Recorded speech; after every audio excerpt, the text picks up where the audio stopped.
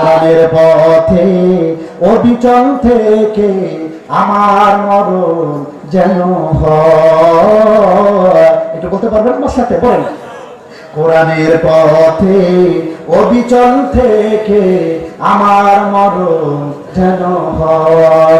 তোমারই কাছে বিনতি আমার, তোমারই কাছে বিনতি আমার, শাহাদাতের মরণ যেন হয়।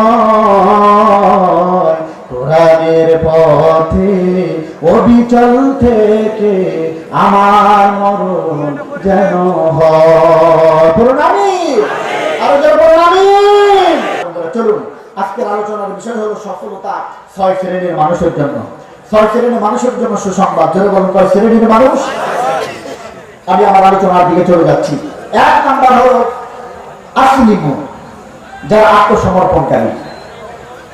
এবার একটা কথা আল্লাহকে দিতে হবে। আমরা কি সকলে আল্লাহকে আত্মসমর্পণ করেছি? কারা কারা করেছেন হাত তুলে দেখান তো। হাত আমার আপনারা যেটা ভাবে উঠেছিলাম আপনাদের কাছে, সেটা হলো আমরা ঈমান এনেছি কার প্রতি? আত্মসমর্পণ করেছি কার প্রতি? আল্লাহর প্রতি। আমরা দেখেন এই কথাটা কবে বলেছি আমাদের মনে নাই, কিন্তু আমরা কিন্তু এই অঙ্গীকার আল্লাহর সাথে করেছি।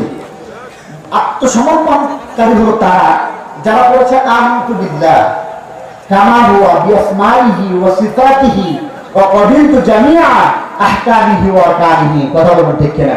যারা বলেছে আল্লাহ আমি আপনার প্রতি ঈমান আনলাম, আপনার সিফাতের প্রতি, আপনার সুন্দর নাম সমূহের প্রতি ঈমান আনলাম।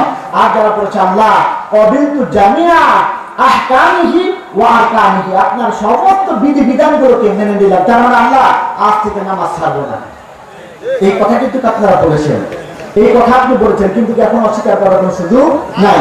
আপনি বলেছেন ক্বাবিলতু জামিআ আহকামিহি ওয়া আরকানিহি, আমরা সমস্ত বিধান মেনে নিলাম, সমস্ত আহকাম হুকুম বিধি বিধানকে সব কিছু মেনে নিলাম।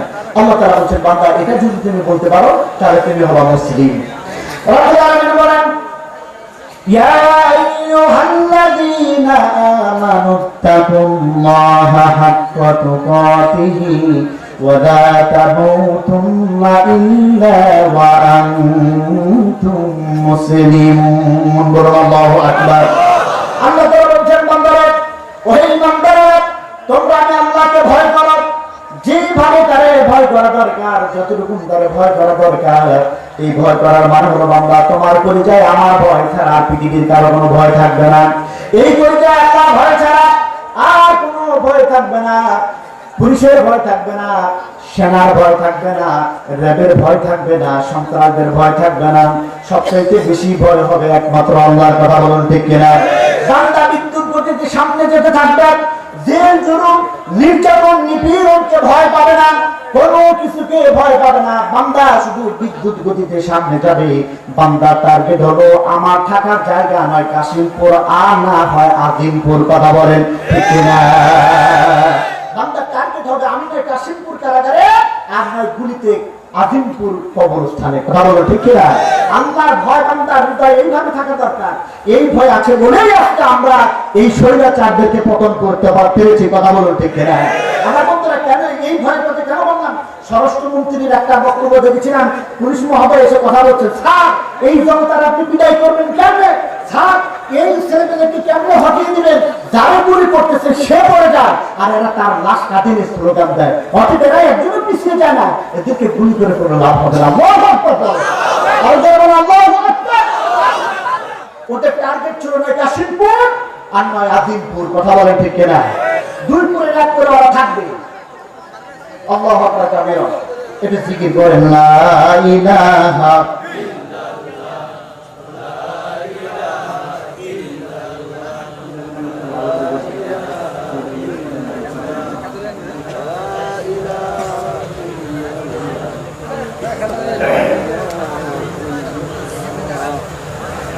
গরমে প্রচন্ড গরম। আপনাদের কষ্ট হচ্ছে না? আমি জানি কষ্ট হচ্ছে, আমি জানি কষ্ট হচ্ছে, কিন্তু আপনারা তো কোরআন প্রেমিক মানুষ, ইসলাম প্রেমিক মানুষ, তাওহীদ প্রেমিক মানুষ। জাহান্নামের আযাব আল্লাহ তাআলা চাইলে আজকের মাহফিল থেকে আমাদেরকে মাফ করে দিতে পারে। বলুন পারে কি পারে না? তবে তারপরে মাহফিল শুনে বাড়িতে যাবার কোনো আমল হবে না। তেলিমা, হ্যাঁ তেলিমা আপনার দাসত্বতার যে কোনো আমল করবো ইনশাআল্লাহ, বলুন ইনশাআল্লাহ। আমার বন্ধুরা, তাহলে যে কথা বলতেছিলাম, আল্লাহ তাআলা বলছেন তোমরা আল্লাহকে ভয় করো, হাক্কাতে কতিহি, সত্যিকারে ভয় করো, ওয়ালা তামুতুন্না ইল্লা ওয়া আনতুম মুসলিমুন, আর মুসলমান না হয়ে মৃত্যুবরণ করো না। মুসলমানের ঘোষণা কেমন হবে? আল্লাহ তাআলা বলছেন বান্দা, আমি তোমার কাছে জানতে চাই কি পরিমাণ তুমি আমার জন্য কাজ করতে চাও, কি পরিমাণ তুমি আমারে ভয় করো, এই জমিনে তুমি আমার কতটা মহব্বত করো, আমার জন্য কাজ করতে চাও। বান্দা তুমি আমার কি কি দিবা? এবার আপনি আল্লাহকে বলবেন কুরিনাস সালাতি ওয়া নুসুকি ওয়া মাহইয়ায়া ওয়া মামাতি লিল্লাহি রাব্বিল আলামিন। দুহাত উঁচু করে বলুন আল্লাহু আকবার, জোরে বলুন আল্লাহু আকবার।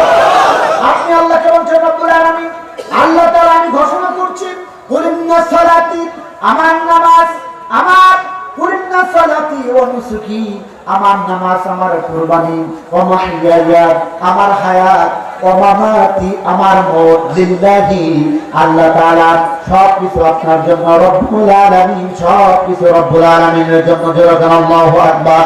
তার মানে বান্দার ঘোষণা হলো আল্লাহ তাআলা আমার নামাজ, আমার কুরবানি, আল্লাহ তাআলা আমার হায়াত, যতদিন দুনিয়ার জমিনে বেঁচে আছি আল্লাহ তাআলা শুধু তোমার কাজ করব, তোমার গোলামি করব, তোমার দাসত্ব করব, তোমার কোরআনকে জমিনে বাস্তবায়ন করার জন্য প্রাণপণ চেষ্টা করে যাব আল্লাহ। আল্লাহ তাআলা এই বিপদের, এই মুসিবতের সময়, এই কোরআনের দিন প্রতিষ্ঠা করতে গিয়ে যত মুসিবত আর বালা মুসিবত আসবে আল্লাহ তাআলা সব মাথা পেতে মেনে নেব। এই নাম হলো মাহিয়া, আমার হায়াতের সব সময়টুকু শুধু আপনার জন্য দিতে চাই। যেরকম আল্লাহু আকবার। শুধু তাই না, আল্লাহ তাআলা আমার বক্তব্য হলো শুধু হায়াত দিয়ে শেষ নয়, আল্লাহ তাআলা আমার মুখটা যেন আপনার জন্য, আপনার জমিনের দিন কায়েমের জন্য হয়ে যায়। যেরকম আল্লাহু আকবার।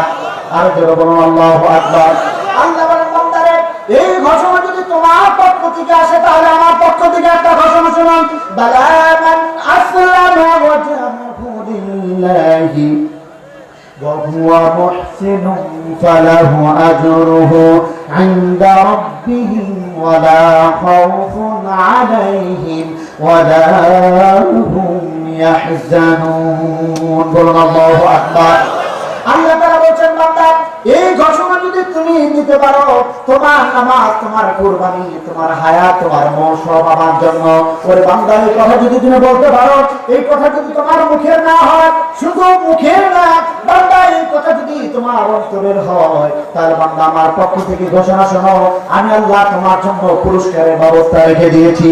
এমন পুরস্কারের ব্যবস্থা রেখে দিয়েছি রে বান্দা, বান্দা চোখেও যেটা কোনোদিন দেখো নাই, কানেও কোনোদিন শোনো নাই, আর অন্তরে অনুভূতি মানতে পারো না, কত সুন্দর করে আমি আল্লাহ রাব্বুল আলামিন তোমার জন্য পুরস্কারের ব্যবস্থা করেছি। যেরকম আল্লাহু আকবার। শুধু তাই না, আল্লাহ রাব্বুল আলামিন বলছেন বান্দা, আমি আল্লাহ তাআলা তোমার গ্যারান্টি দিয়ে দিলাম, তোমার অন্তরের কথা যদি এই হয়, তোমার মুখের বক্তব্য যদি এই হয়, তাহলে আমি আল্লাহ বললাম তোমার কোনো চিন্তা নাই, কোনো ভয় নাই, ফিদ দুনিয়া ওয়াল আখিরাত, দুনিয়াতে হবা সম্মানী, পরকালে বাবা নাজাত। যেরকম সুবহানাল্লাহ। মালিক তুমি জান্নাতে, তোমার কাছে আমার একটা ঘর বানিয়ে দিও, একটা ঘর বানিয়ে দিও। বলুন আমি। বান্দা তুমি যদি আমার জন্য ঘোষণা দিতে পারো, ইন্না সালাতি ওয়া নুসুকি ওয়া মাহইয়ায়া ওয়া মামাতি লিল্লাহি রাব্বিল আলামিন, আমার নামাজ, আমার কুরবানি, আমার হায়াত, আমার মওত সব তোমার জন্য, তাহলে আমি আল্লাহ তোমার গ্যারান্টি দিলাম তোমার কোনো চিন্তা নাই, কোনো ভয় নাই। বান্দার শোনা শুধু ভয় না, এমন একটা দিন আসবে ইবাসাল্লাহু বিআব্দুল মুজরিম লা ইয়াফতাদি মিন আযাবি, যেদিন মানুষ তার সন্তানকে দেখেও দেখার পরিচয়টুকু দেবে না, ভাই ভাইকে দেখে পরিচয় দিবে না, বন্ধু বন্ধুকে দেখে পরিচয় দিবে না, মা তার সন্তানকে ভুলে যাবে, সন্তান মাকে ভুলে যাবে। আল্লাহ তাআলা বলছেন বান্দা, সেই দিন আমি আল্লাহ তোমার এমন জায়গায় রাখবো তোমার কোনো টেনশন থাকবে না। যেরকম সুবহানাল্লাহ। আর চিৎকার দিয়ে কোন সুবহানাল্লাহ। কোরআনের পথে অবিচল থেকে আমার মরণ যেন হয়। একটু বলতে পারবেন আমার সাথে? বলেন। কোরআনের পথে অবিচল থেকে আমার মরণ যেন হয়। তোমারই কাছে বিনতি আমার, তোমারই কাছে বিনতি আমার, শাহাদাতের মরণ যেন হয়। কোরআনের পথে অবিচল থেকে আমার মরণ যেন হয়। বলুন আমিন। আরো জোরে বলুন আমিন। আমার বন্ধুরা, শাহাদাতের মৃত্যু শুধু পিঁপড়া কাটার নাই, কথা বলুন ঠিক কিনা? দেখা যায় হাত কেটে ফেলে, পা কেটে ফেলে, গুলি করে, এত কিছু দেখা যায়, এত যন্ত্রণা, এত কষ্ট দেখা যায়। রাসূল বলেছে শুধু পিঁপড়া কাটার নাই, কথা বলুন ঠিক কিনা? শাহাদাতের মৃত্যুর চাইতে উচ্চ মৃত্যু মৃত্যুর জগতে আর কিচ্ছু হতে পারে না। আল্লাহ তাআলা যাতে আমাদের শাহাদাতের মৃত্যু নসিব করে, বলুন আমিন। আরো যারা বলুন আমিন। আমার বন্ধুরা, তাহলে এক নাম্বার হলো আত্মসমর্পণ করতে হবে। জোরে এবার বলুন, কার কাছে আত্মসমর্পণ করতে হবে? জোরে বলুন, কার কাছে আত্মসমর্পণ করতে হবে? আমরা কি আল্লাহর কাছে আত্মসমর্পণ করতে রাজি আছি তো? ইনশাআল্লাহ। কারা কারা আছেন একটু দুই হাত তুলে আমার আল্লাহকে দেখাও। আল্লাহ, তোমার গোলামরা কথা দিয়েছে, তারা আত্মসমর্পণ করেছে, আজকে থেকে আমরা 5 ওয়াক্ত নামাজ পড়বো, বলুন ইনশাআল্লাহ। আল্লাহ, আর রমজান মাসের রোজা আমরা ছেড়ে দেব না। সম্পদ যাদের আছে তারা যাকাত দেব, ওসব দেব। সম্পদ যাদের আছে হজ করতে দেব ইনশাআল্লাহ। আমার বন্ধুরা, সারা রাত ওয়াজ শুনলাম কিন্তু কোনো কাজের নয়, তাহলে কোনো লাভ হবে না, কথা বলুন ঠিক কিনা? তাহলে 6 শ্রেণীর মানুষের জন্য সুসংবাদ। প্রথম নাম্বার যারা আত্মসমর্পণকারী। 2 নাম্বার তারা হল যারা, তাদের পরিচয় আল্লাহ তাআলা বলছে যারা মুখবিতি। 2 নাম্বার মানুষের কি কথা বললাম? যারা মুখবিতি, তারা মানে বিনয়ী। 2 নাম্বার মানুষ হলো তারা যারা বিনয়ী, নম্র, ভদ্র, নিরহংকারী। এবার বলুন, বাংলাদেশে একজন এরকম মানুষের পরিচয় আপনারা কেউ দিতে পারবেন? বলেন তো দেখি। ডক্টর শফিকুর রহমান, আলহামদুলিল্লাহ পড়েন। এই চিন্তা চেতনা শুধু আমার না, এখন সব মানুষের মাথায় একই কথা, কথা বলুন ঠিক কিনা? চিন্তা করে দেখেন কতটা নিরহংকারী, কতটা বিনয়ী, কতটা নম্র, কতটা ভদ্র। এই পানি, বুক পানি ভেঙে মানুষের জন্য ত্রাণ নিয়ে যাচ্ছে। কতটা বিনয়। একটা বাংলাদেশ জামাত ইসলামের একজন আমি, গোটা দেশের এত বড় একজন লিডার, গোটা পৃথিবীতে আপনারা শুনলে খুশি হবেন, গোটা পৃথিবীর প্রায় 54টা রাষ্ট্রের মতো দেশে এই জামাত ইসলামের বিভিন্ন শাখা কাজ করে। শুধু তাই না, আবুল আল মওদুদির যে সংগঠন, এই সংগঠন গোটা পৃথিবীতে কাজ করে, এরকম প্রায় 54টা রাষ্ট্রে। আপনি চিন্তা করেন, এত বড় একটা সংগঠন।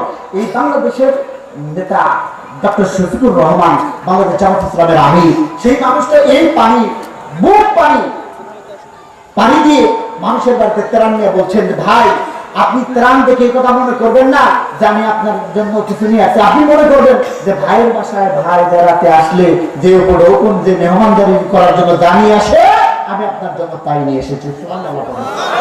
আরো যেরকম সুবহানাল্লাহ। এতটা ভদ্র, এতটা নম্র। চিন্তা করে দেখেন কত বড় মনের মানুষ হলে বলে যে দল হিসাবে আমি সবাইকে ক্ষমা করে দিলাম, আমরা কোনো প্রতিশোধ নেব না। আমাদের প্রতি যে জুলুম করা হয়েছে, যে নির্যাতন করা হয়েছে, এই জন্য সংগঠনের পক্ষ থেকে কোনো আমরা ব্যবস্থা নেব না। তবে কোনো ব্যক্তি যদি প্রতিশোধ দিতেছে, কোনো ব্যক্তি যদি ক্ষতিগ্রস্ত হয়, সে যদি মামলা করে, তারা আমরা সহযোগিতা করবো। কতটা ভদ্র, কতটা নম্র।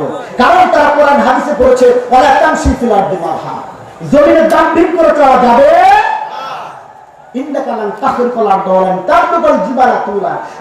অহংকারী করে লাভটা কি? তুমি কি জমিনে দম ঢিক করে হেঁটে জমিকে চূর্ণ বিচূর্ণ করতে পারবা? আর উচ্চতাকে পাহাড় পর্যন্ত যেতে পারবা না, যেতে পারবা না। ইন্নাল্লাহা লা ইউহিব্বু কুল্লা মুখতালিন ফাখুরা, আল্লাহ অহংকারীকে পছন্দ করেন না, কথা বলেন ঠিক কিনা? আমার গোটা পৃথিবী থেকে মনে রাখবেন, গোটা পৃথিবী থেকে যত জালেমদের পতন হয়েছে, যত স্বৈরাচারদের পতন হয়েছে, 3টা কারণে। জোরে বলেন কয়টা? আরো জোরে বলেন কয়টা? 1 নাম্বার হলো অহংকার। 1 নাম্বার কি? অহংকার। হাসিনা থেকে শুরু করে যত স্বৈরাচার পতন হয়েছে, সব স্বৈরাচারীদের ছিল, মূলে ছিল অহংকার, কথা বলেন ঠিক কিনা? আমরা 41 সাল পর্যন্ত থাকবো। কত বড় অহংকারের কথা চিন্তা করতো না, মনে করতো যাত্রায় মহায় পর্যন্ত আসবে না, কথা বলেন ঠিক কিনা? মাঝে মধ্যে কথা বললে ফখরুল সাহেব আপনার বাসায় গিয়ে থাকবো, কথা বলেন ঠিক কিনা? আপনার বাসায় গিয়ে থাকবো। ছেলেরা তো তাই বানাইছে যে সেদিন একটা গান শুনলাম, ফকরুল সাহেব আপনার বাসায় কাউয়া কাদের গেছেন। কথা বলেন ঠিক না? ফকরুল সাহেব আপনার বাসায় কাউয়া কাদের গেছেন। ঠাকুর গায়ের বাসায় আপনি থাকিতে তারে দিছেননি। তার সাথে যে হিসেবে বাকি, তার সাথে যে হিসেবে বাকি লক্ষ কোটি জনতার কাউয়া কাদের পালিয়ে গেছে, কেউ জানে না তার খবর। হদিস খুঁজে পাওয়া যায় না। কথা বলেন ঠিক না? কথায় কথায় 41 সাল পর্যন্ত থাকবে। কত বড় ইনশাআল্লাহ তো মুখ দেখে মনে বাইরে না। কথা বলেন ঠিক না? আল্লাহ তো থাম, খেলা শুরু করছিস, আমি শেষ করবো। নমরুদে খেলতে চাইছিল আল্লাহর কাছে, আমি খেলবো। আল্লাহর কাছে ইব্রাহিম তো আল্লাহ নমরুদ তোমার সাথে খেলতে চায়, আল্লাহ আমিও খেলতে চাই। কথা বলেন ঠিক না? সময় মতো মাঠে নিয়ে ল্যাংরা মশারে নামিয়ে দিচ্ছে, আল্লাহ আকবার, পরে জুতা পিটা খায় বসছে। কথা বলেন ঠিক না? আরো যারা বলেন ঠিক না? এদের অহংকার ছিল, এরা সব জায়গায় খেলতে খেতে এমন একটা পর্যায়ে চলে আসছিল। 20 বছর বোঝেন না, লম্বা টাইম। আমার তো মনে হয় যদি খালি আর 50 বছর থাকতো, 41 সাল পর্যন্ত থাকতো, তাহলে হাসিনা সালামের মতো বলতো জানা রব্বকুমুল আল্লাহ, আমি মহিলা আল্লাহ। আমি মহিলা রব, ফেরাউন তো বলছে আমার রব্বকুমুল আল্লাহ, আমি তোমাকে রব। ও 400 বছর ক্ষমতায় থেকে কথা বলছে, আর এরা 20 বছর খাইতে যে কর্মকাণ্ড শুরু করছিল, আর 20 বছর পরে থাকলে বলতো আমি মহিলা রব্বকুমুল আল্লাহ। কথা কয় না কে? কত বড় বদমাশ! অহংকার করার কারণে পতন হয়ে গেছে আমার বন্ধুরা। অহংকার সবচেয়ে পতনের মূল। কথা বলেন ঠিক না? সবচেয়ে প্রথম অহংকারী কে ছিলেন, কে বলতে পারবেন? প্রশ্ন, কে অহংকারী সর্বপ্রথম ছিলেন? লম্বা সময় দেওয়ার সুযোগ নাই, দিতে পারছেন না, বলেন। শয়তান। শয়তান কে? বলেন কে অহংকারী ছিল? কে? শয়তান। শয়তান বলছিল যে মাটির তৈরি আগুনে আমি আগুনের তৈরি হয়ে সিদ্ধা করবো কেন? কথা বলেন ঠিক না? আমার বন্ধুরা,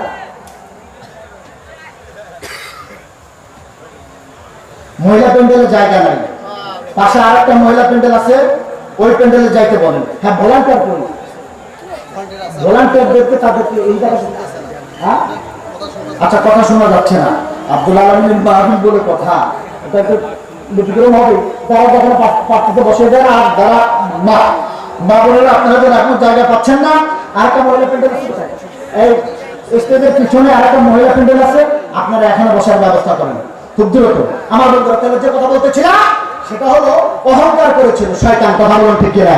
আল্লাহ তাআলা তার সম্পর্কে ইবাদতকে নষ্ট করে দিয়েছে। কথা বলেন ঠিক না? আমার বন্ধুরা, টাইটানিকের গল্প শুনছেন আপনারা? টাইটানিকের গল্প শোনেন নাই? বিশাল বড় জাহাজ, এত বড় জাহাজ বানাইছি। ওরা চিন্তা করছিল এই জাহাজ, এই অহংকারী এরা বলছিল যে গোটা পৃথিবী যদি শেষ হয়ে যায় টাইটানিক শেষ হবে না। যেখানে খাবার দাবারের জায়গা ছিল, ওয়াশরুম ছিল, খেলার জায়গা ছিল, শপিং রুম ছিল, নাইট ক্লাব ছিল, সব অশ্লীলতা, ব্যয়পনা, নির্লজ্জপনা সব কিছু করার জায়গা পেত। সেখানে গরিব মানুষ জায়গা পেত, সব কোটি কোটি টাকা সম্পদের মালিকরা তাদের সন্তানরা সেখানে যেত।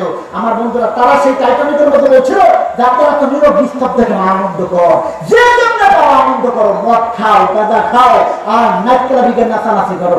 সেই টাইটানিক ছোট্ট একটা তুষারের সাথে বরফের সাথে ধাক্কা লেগে ফোটা হয়ে গিয়ে সাথে সাথে ধ্বংস হয়ে যায়। কথা বলতে ঠিক না? হাজার মানুষ চলে গেছে, অস্তিত্ব খুঁজে পাওয়া যায় না। কথা বলতে ঠিক না? আমার বন্ধুরা, শুধু অহংকার করার কারণে। কথা বলে ঠিক না? অহংকার যারাই করেছে পতন তাদেরই হয়েছে। হাসিনা অহংকার করেছিল, পতন হয়েছে। কথা বলুন ঠিক না? এখান থেকে শিক্ষা নিতে হবে। আপনার বাড়ির কর্তা আপনি, আপনার আশেপাশে আপনার অহংকার করার কোনো সুযোগ আছে নাকি? কারণ অহংকার যে করবে পতন তার হবে। 2 নম্বর কারণ হলো জাতির প্রতি যারা জুলুম করে। আল্লাহ রাব্বুল আলামিন বলেন, ইন্নামাস সাবিলু আলাল্লাযীনা ইয়াযলিমুনা আন-নাস ওয়া ইয়াবগুনা ফিল আরদি বিগাইরিল হক উলাইকা লাহুম আযাবুন আলীম। বলুন আল্লাহু আকবার।